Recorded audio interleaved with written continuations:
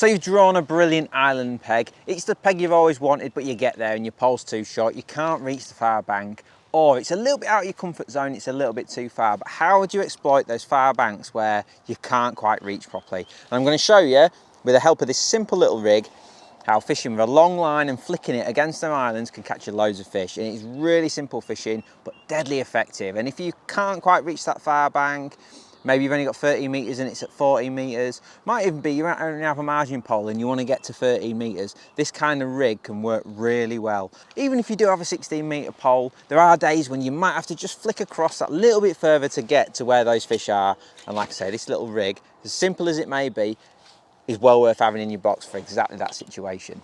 Now, welcome back to the channel, everyone, after that little bit of an intro. And we are back at a pretty typical Snake Lake, Barbie Banks. Real favourite venue of mine at the moment. And it's a place where we do lots of videos. It's very, very, very welcoming. and you can pretty much get on with it. It's a lovely place. And I was walking around here the other week, after I did my 7-foot feeder rod video, actually. And there was a chap fishing down there, and he was complaining. I think he got 13 metres and the island was at sort of 14 metres and he couldn't quite get across. And it's a common thing, you know. I've always had like long poles and stuff, but I've had, like, when you used to go to White Acres, for example, used to be a 16 metre pole limit, couldn't quite get across on tree waters, and we used to use long line rigs and actually swing the rig across. It was better than fishing a feeder, or it was better than fishing a waggler. Actually more accurate flicking a rig across. And there's no end of places where that island's just out of reach. It may be that you've got a 16 metre pole and it's just past it, or it might be that you've only got a 10 metre margin pole and you need to get to sort of 11, 12, 13 metres. And trust me, a long line rig with the right float and the right setup and the right feeding can be really effective. It can be even better than just fishing normal. Your pole's not over the fish's head, you're feeding in a more aggressive manner with a catapult, so you can actually pull a lot of fish in. And it's just, the fish can be very comfortable with no pressure on them. So I thought I'd show you just how simple it is to get to those islands, even if you haven't got the longest pole in the world to get over there or whatever, or you've got a pole limit and you maybe just can't quite get to it. So I thought I'd show you the simple rig. Now, there's loads of sort of floats you could use for this. In fact, no, I'm going to talk you through the whole setup first. So I've got, my top kits are 2.2 metres long because I chop them down a little bit. So my rig is probably about 2 metres long because I've got a little bit of elastic out. So I've got a 2 metre long rig there, and my float is set just a foot deep. And that 2 metres of line is going to allow me to fish. I know it's about 16 metres wide here, so I'm going to be able to fish probably just onto sort of my dolly butt of my 14.5 metre section. I'll work that out in a minute and I'll put a little marker and stuff on there. And I'm going to be able to just fish short and flick that rig across. Now, I could fish across here because the wind's not too bad. I could fish across here, of course I could, but I just want to demonstrate how effective this can be in the right situation.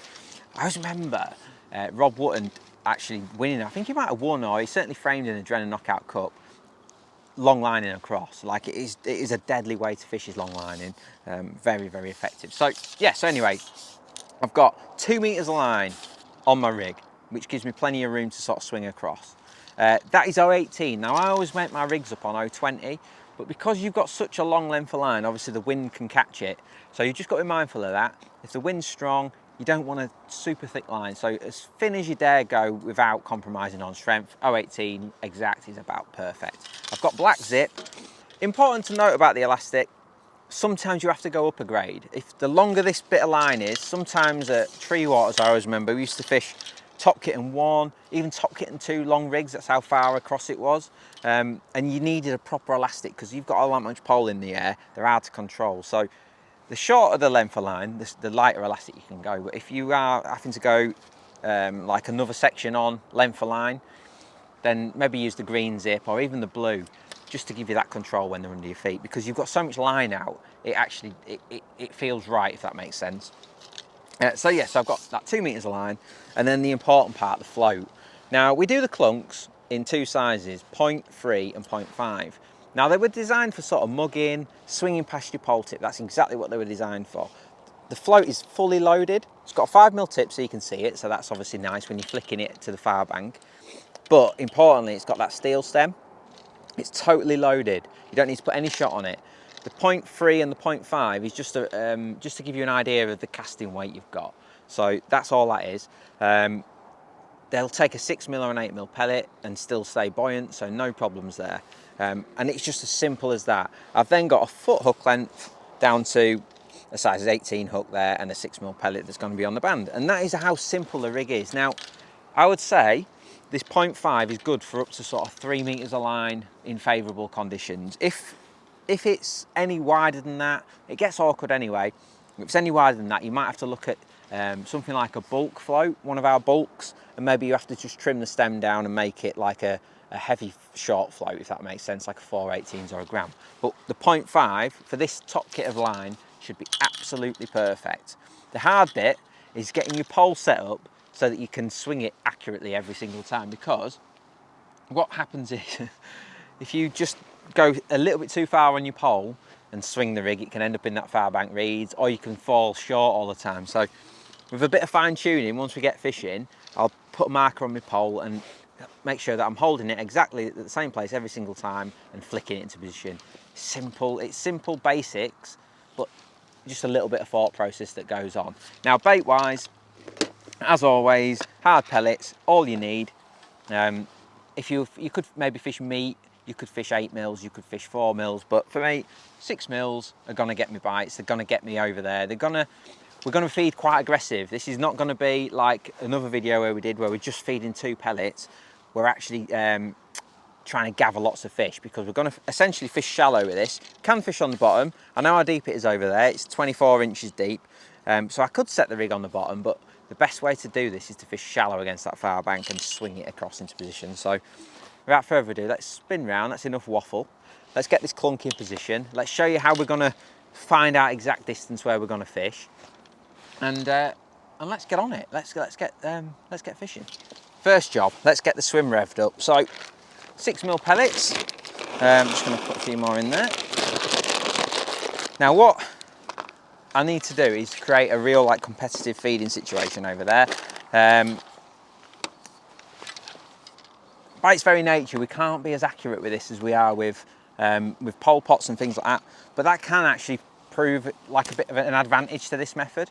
So I'm actually going to be really aggressive with bait to start with anyway. I'm going to try and gather loads of fish. So I've got a proper catty, I'm not fanning around, I'm trying to get a few to go in the grass, I'm trying to get a few to sort of stick to that far bank and just sort of create a mass feeding situation. You'd never do this fishing normal, but for this to work, that's kind of what you've got to do. You've got to be super aggressive. Now, to find the distance, it's very important. Now, last thing you want to be doing is every time you ship out, not know where your marker is, swing your rig out and it go in the trees or fall short. It can be so frustrating. So what I'm actually going to do, to get a rough idea, I'm going to put a plummet on and just sort of gently sort of swing it into position and kind of find my range on a tight line, and then it'll give me a marker that I can sort of work to. So I'm just going to pop a little plummet on there, which is a new size plummet for us. Wink, wink. You didn't hear me say that. Wink, wink. A new 15-gram sized plummet. And I'm just gonna quickly whiz over and just use the weight of the plummet to sort of pendulum it in. It'll just give me a rough idea of the sort of distance that we're looking at. So let's just, nope, way off. So is it there?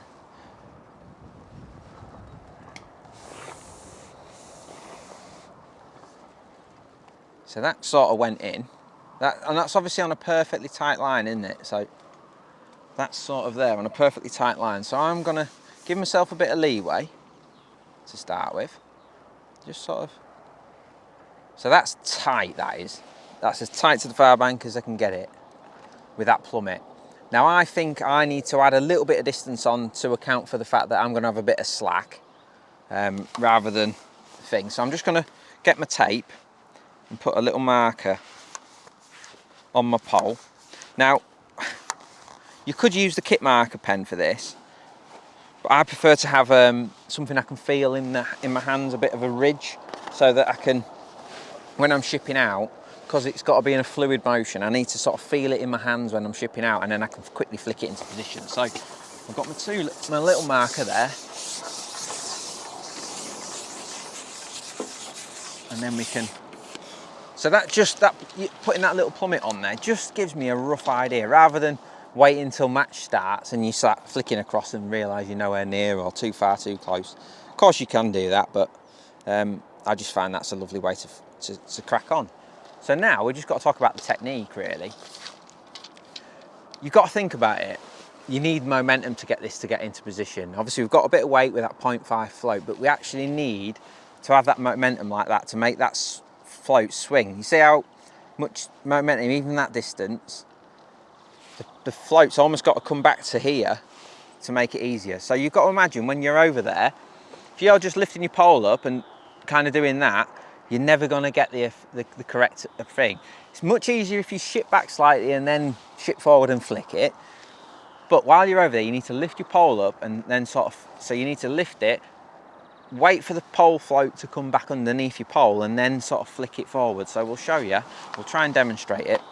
It's much easier the first time you ship out because the pole's this side of where you need to be, so you've got that momentum. But obviously, them ducks might prove a bit of an issue actually. Not what I needed to see. So let's just quickly whiz out there. So we've got our marker on the pole. We've got the pole float this side of the pole, and now we just need to. So we feel the marker, and you see that we're kind of in position there. So it's just going to take a little bit of tweaking. So the pole up, float spinner, and then that, look how close we are to that far bank like that, because we've got a marker on our pole and we're using the correct technique and the correct float. Pole float back underneath, flick, and you can see that pellet is landing. Look at that, as good as that. Lovely. And what is interesting is obviously I marketed this as a method for if you can't reach, but actually it is a great method in its own right. Even if you can reach, sometimes firing loads of bait in and really getting them fish revved up is such a fantastic way to catch them. See what I mean about that elastic? Because you've got a long length of line out, having a bit of a meatier elastic can really work. There we go, count number one on the clunk. You see, so we've got a long length of line. Now this float is like I say, 0.5, and it's ideal for this kind of distance really. Like I say, if you are going longer, you probably get another few foot of line with this float, with it still being in perfect control. Likewise, if you didn't need quite as much, if you only needed half that distance, maybe look at the 0.3 clunk. If you were going further, you might need a bit of a heavier float. You might need something like I mentioned, a bulk, and you might have to do a bit of doctoring yourself, but we'll worry about that. This 0.5 for now is absolutely perfect. So nice and aggressive with the bait. And because our pole's not over the fish, they're going to feed so confidently over there once we get them going. I know they are. So ship out, like I say, the first swing is always the easiest. Wait for that tape. I can feel the tape in my hands. Flick it over there. Get it in position. Lovely. Look at that. Give it a few seconds. Your bite tends to come pretty quickly with this. Not off a duck, hopefully. Go away. Come on. No. See them fish. I'm just, in my mind, I'm just sort of making a conscious effort of trying to get tight, but obviously I don't want to be snagged all the time, so. Ooh. Are we in the bush there, or are we fishing? Might be on the bank there. There's always a sweet spot. Of course, the ideal situation is if you've got like a bare bank to fish to. Of course, conditions will dictate whether this is viable or not. If it's windy in your face, you can probably forget it, to be perfectly honest. You need either a back wind or just a gentle wind from the side. It's not too bad today. It's a little bit testing. It's sort of sort of coming this way a little bit. So it is moving my float a bit, but it's not too bad. Whereas if you were to fish it with the wind in your face, it'd just be hard work. You'd be forever in the wrong spot. Okay, so a great start again. Just trying to battle that wind with this float, because what the biggest hard part with this is when you've got wind in your face, it's quite hard to cast the float into position, so it makes things tricky. But we've got to just work out how hard we've got to cast the float at the far bank. So what we're trying to do is find a spot where it's comfy to keep hitting with consistency. And I think it's going to be, there's like a little sort of bare banky light bit. There's a bit of a branch above it though, so that's going to make it a bit tricky. Just maybe that's going to be the perfect place. Now that wind has really got up naughty, and that can make it super difficult to do this method. But there is a way. Where there's a will, there's a way.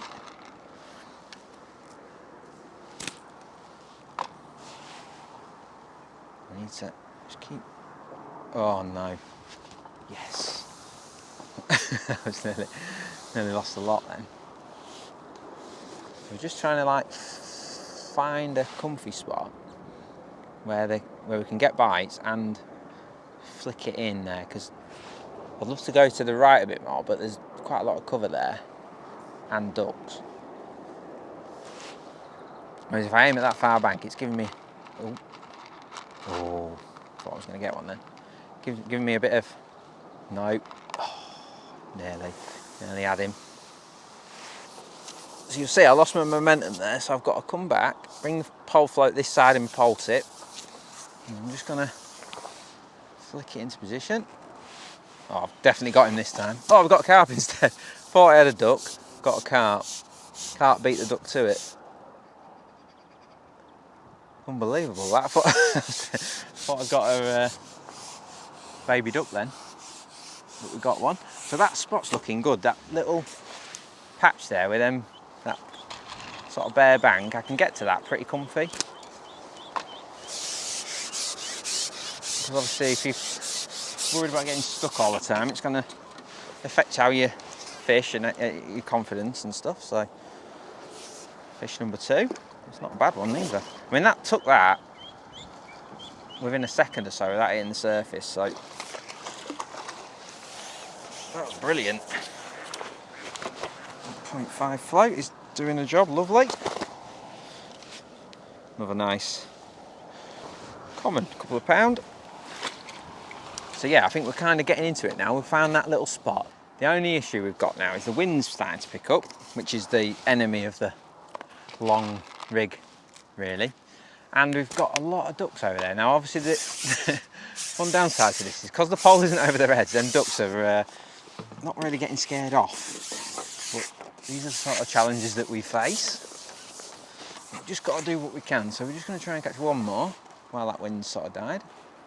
No. And they aren't totally stupid. And the only thing I did mention I was going to do is put a bit more depth on. So I've got that in back of my mind to try.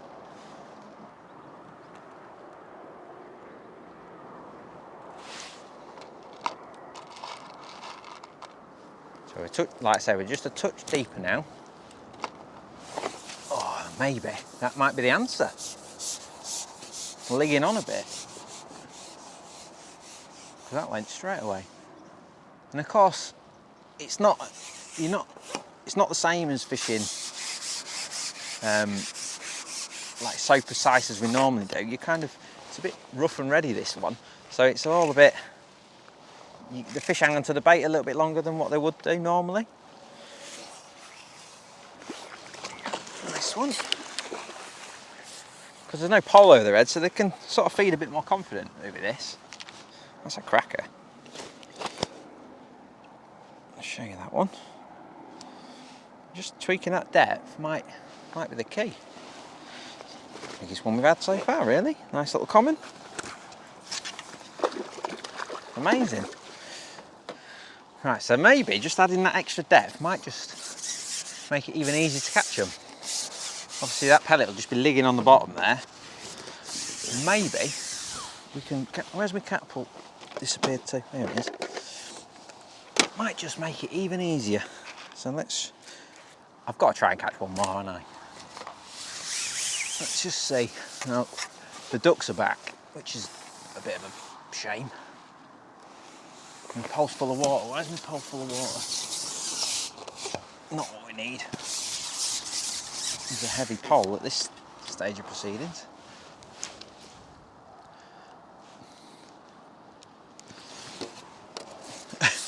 Right, so now we've added that depth on, we just caught one, so let's see if we can nail another one, because that felt quite good actually. Feels like you're fishing just a little bit more effectively, a little bit longer, as in when you're fishing that shallow, obviously your window of bite time is quite small, whereas with this I can flick it against that far bank and that pellet is probably finding somewhere to rest on that shallow sort of slopey bit, and I feel like it gives me fraction longer to get a bite than fishing shallow. In my head anyway. Oh no. Now, because you've got the float a bit further away from the hook bait, this technique's got to be much smoother, I've realised. Because you've got a little bit of a, like a windmill effect going on, like the bait and the float are sort of working against each other a little bit, so you've just kind of got to be a bit smoother with your technique. Like really rely on the swing. Nice and steady like that. And my float's a bit further away from the bank, but obviously my pellet isn't. My pellet is beyond the float, falling through that water column. And like I say, it's a bit of a shallowy, beachy sort of situation here, so definitely getting a lot more indications now. Fishing a bit deeper. Nice.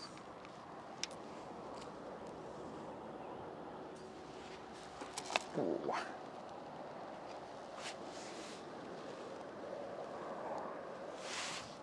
See that pellet's gone in there, nice. Ooh. Yeah, loads more indications now.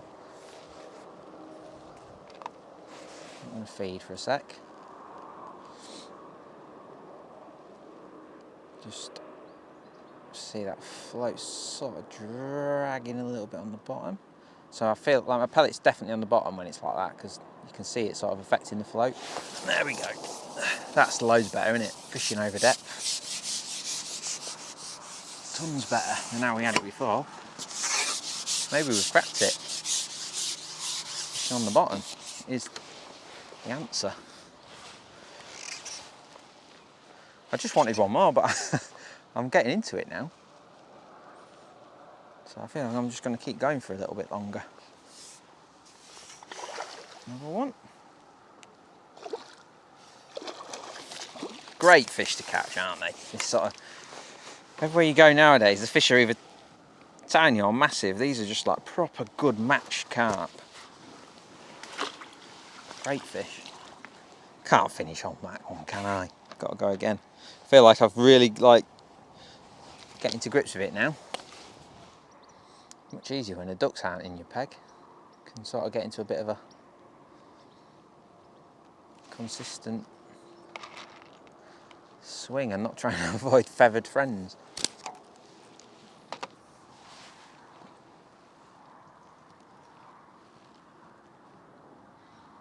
Just want that one last bite.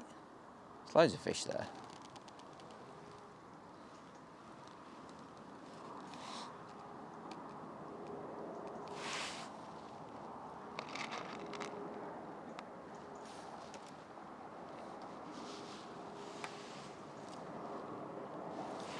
Oh.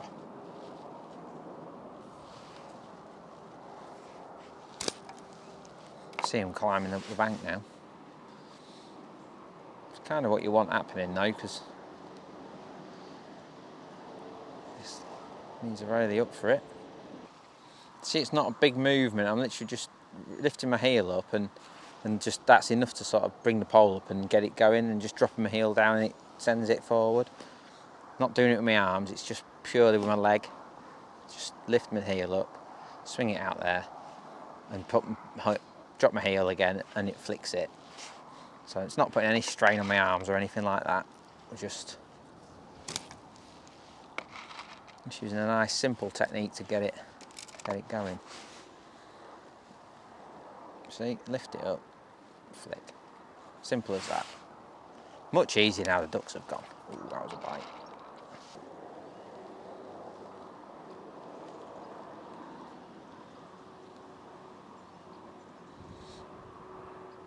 Wind just gone a bit more favourable now. We've got into a nice little sort of, he maybe spoke too soon there, but sort of got into a nice little rhythm, just consistently plopping that float against the fire band. That's when you start catching. When you can be consistent, getting your float in the same spot over and over again, fish get used to the noise, and that's when you start catching like that. We're just sort of getting a bit more consistency now. We're getting into it, but I'm going to have to call it a day because I think I'm going to get wet in a minute. I don't like getting wet. Can help it.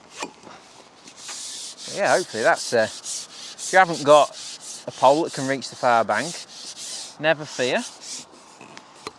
There's more than one way to skin a cat, and this little rig, like the long lining rig, you know, if you've got a pole limit in place and you can't quite reach the island, it's great for that situation. Or if you just don't own a pole that's quite long enough, it can be good then. Or even if, like I say, if you've got 16 metres and that island's just out of reach, then it can work really well too. But it's just a brilliant way to fish. It's really enjoyable as well. Once you get into it and get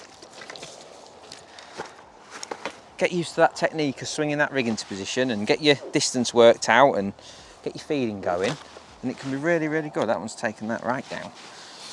It can be really effective, really enjoyable way to fish. So hopefully you've enjoyed that. Nice little method. Another string to your bow. And these little clunk floats are absolutely mega for it. Just they've got all the weight down, allow you to cast into position. Absolutely no problem at all. So don't forget to like and subscribe, and we'll see you again on the next video.